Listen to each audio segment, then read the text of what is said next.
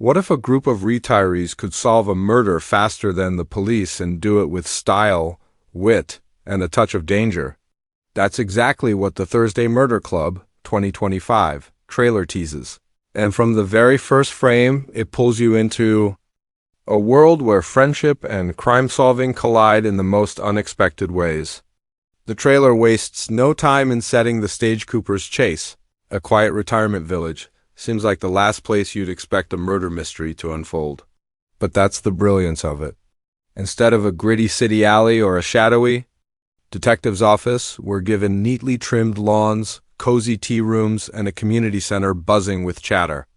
This contrast between calm surroundings and the lurking tension of a violent crime instantly hooks you in, making you wonder how deep the secrets run in this seemingly peaceful place. The trailer opens with sweeping shots of the village, bathed in warm golden light, giving off a cozy, almost postcard-perfect vibe. Then comes the subtle, shift-quick cuts of police tape fluttering in the wind, the sound of sirens in the distance, and a fleeting glimpse of Helen Mirren's Elizabeth scanning a crime scene with sharp, calculating eyes. She's not just another retiree passing the time, she's a former spy, a woman whose mind is as quick as her wit, and the kind of person who never misses a detail. The voiceover hints at something more. Cryptic lines about secrets that refuse to stay buried in a mystery that no one outside the Thursday Murder Club is equipped to solve. We get glimpses of the rest of the team, Ron, the loud and fiery former union leader, Joyce, the sweet but deceptively observant nurse, and Ibrahim, the methodical, rule-following psychiatrist. The trailer shows them meeting in their familiar spot, cups of tea in hand, shuffling papers and piecing together clues. But it's not just a group of elderly sleuths, it's a tight-knit family of friends, each bringing a unique skill to the table. Their banter is sharp and playful, adding lightness to the darker undertones of the case. Every exchange feels natural, showing that this story is as much about their bond as it is about catching a killer. The music plays a huge role in shaping the mood.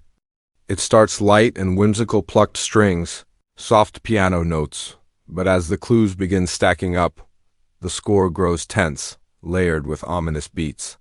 We see flashes of suspicious characters, a hand slipping an envelope under a door, a mysterious figure disappearing into the fog. Each cut is deliberate, giving you just enough to fuel your curiosity without revealing the full picture.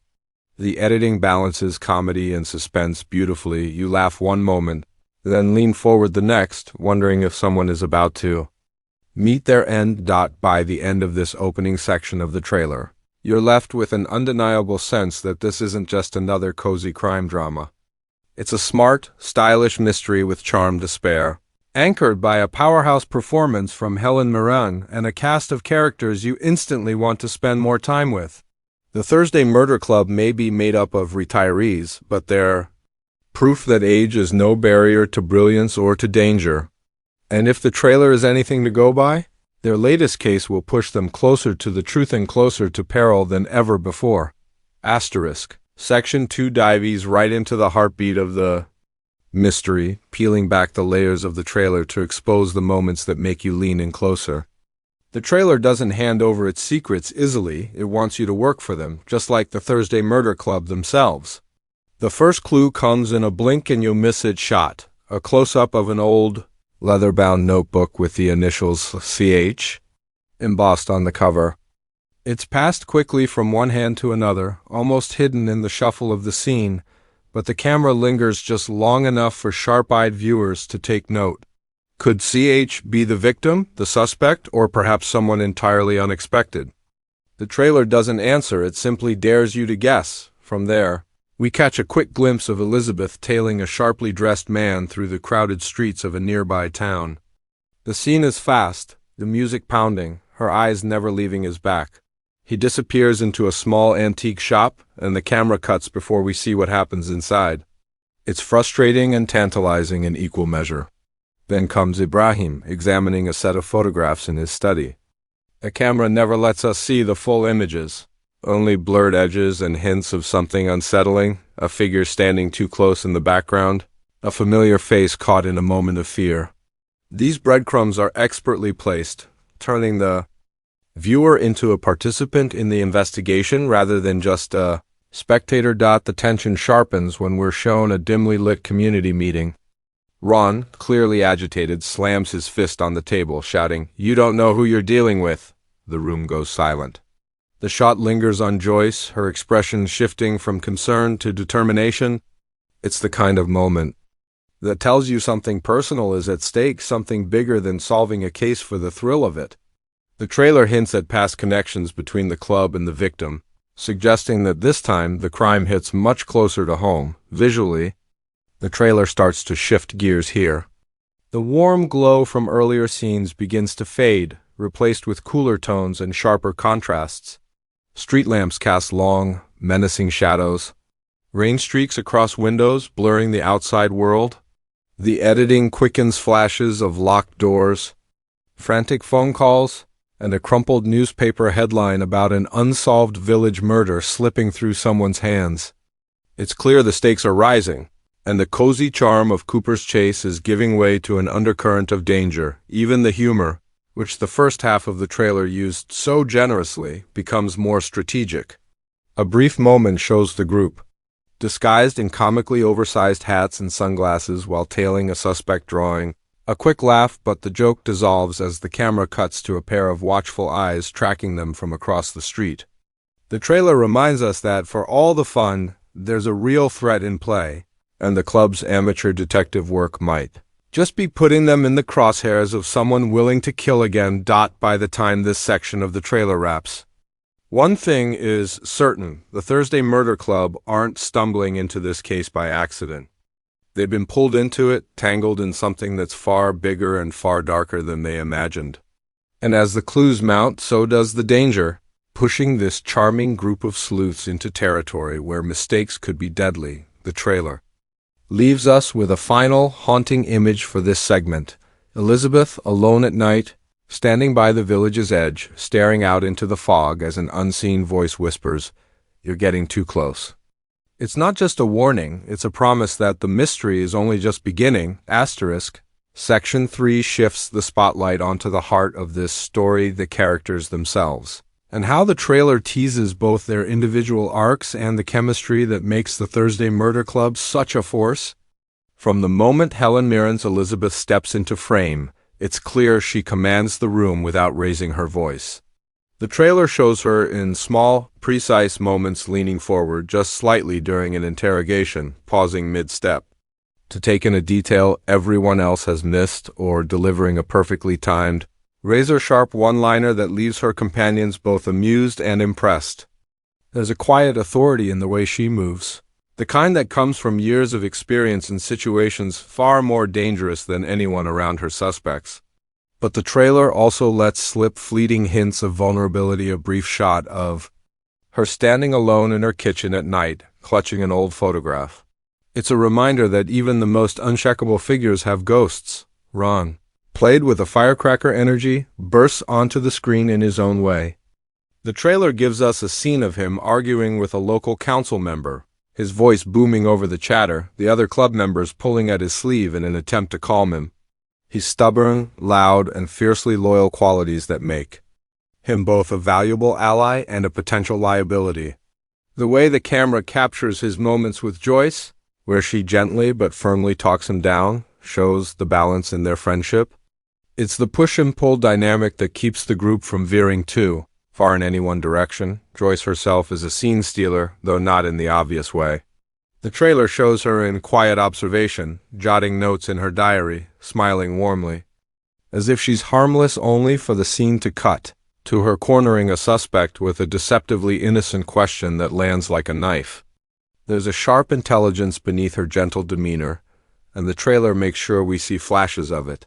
She's the kind of character who makes you underestimate her until it's too late. Then there's Ibrahim, the calm anchor of the group. His presence in the trailer is defined by control, perfectly ironed clothes, deliberate movements, and an analytical gaze that seems to see more than he ever says out loud. One standout moment shows him calmly listing possible motives while the others argue, his voice cutting through the noise with precision. But even Ibrahim isn't immune to tension. Later in the trailer, we see him standing in the shadows outside a house, his expression tight, as though he's just realized something that changes everything. What makes these characters stand out in the trailer isn't just who they are individually, but how they work together. The editing stitches together small interactions, a shared glance, a teasing remark, a supportive pat on the shoulder that make their friendship feel lived in and real. This isn't a group thrown together for convenience. It's a family forged through trust, shared laughter, and the occasional disagreement. Their bond is what allows them to tackle something as dangerous as a murder investigation without falling apart. The performances teased in the trailer elevate the material. Helen Mirren brings a sharp intelligence and dry humor that's impossible to ignore, while the supporting cast adds texture and balance. Every scene feels layered, with subtext playing out in the smallest gestures and expressions. Even in moments of levity, there's an undercurrent of seriousness that grounds the film, making the humor feel like a necessary reprieve rather than a distraction. The trailer also cleverly uses the group's dynamic to deepen the suspense. In one sequence, we see the club working together in a library, poring over maps and old records. The music builds as the camera pans across their faces, each one reacting differently to the same discovery. Elizabeth's eyes narrowing, Ron leaning forward in shock, Joyce biting her lip, Ibrahim staring blankly as though lost in thought. It's a simple moment, but it speaks volumes about how each character processes danger and how, together, they form a complete puzzle-solving unit. By the end of this section of the trailer, the audience isn't just invested in the mystery, they're invested in the people solving it. That's the genius of the Thursday Murder Club. The murders may draw you in, but it's the characters who make you stay.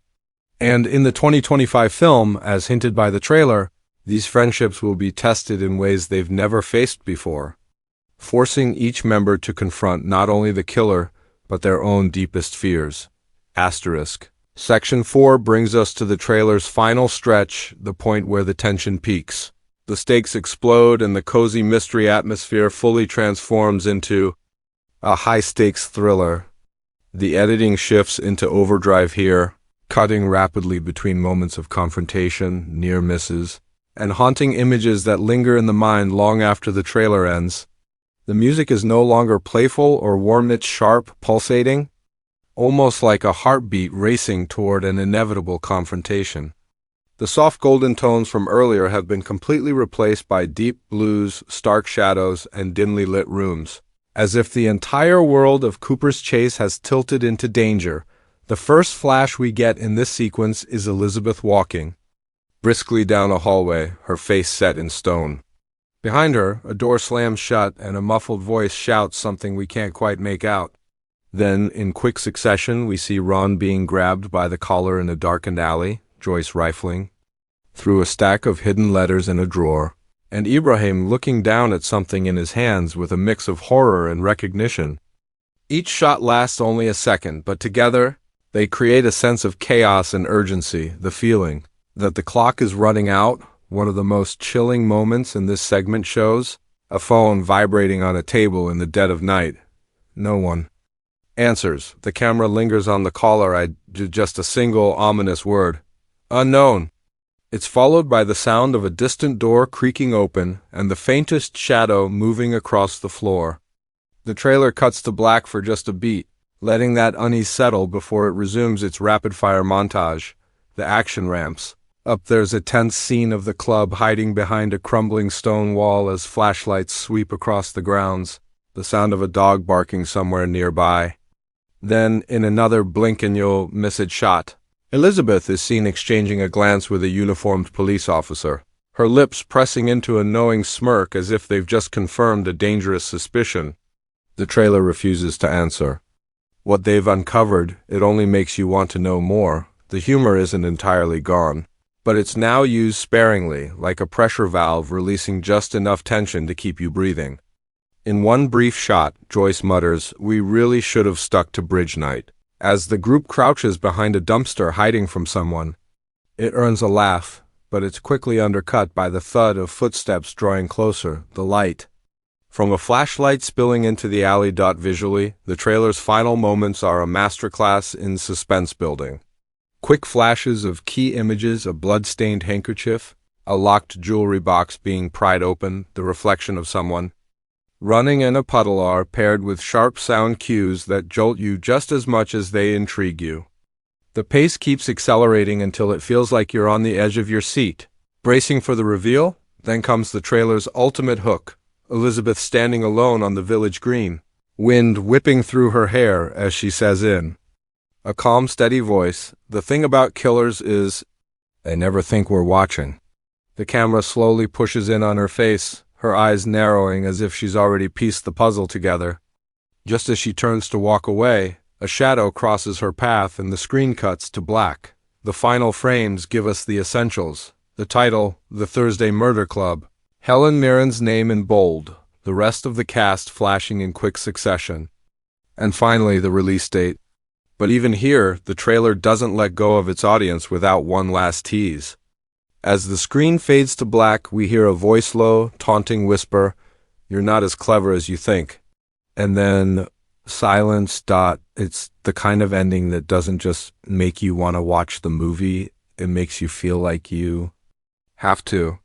The blend of warmth, wit, and genuine danger sets this apart from typical crime dramas, promising a story that's as emotionally rich as it is thrilling. If the trailer is this good, the film might just deliver one of the most unique mystery experiences of 2025.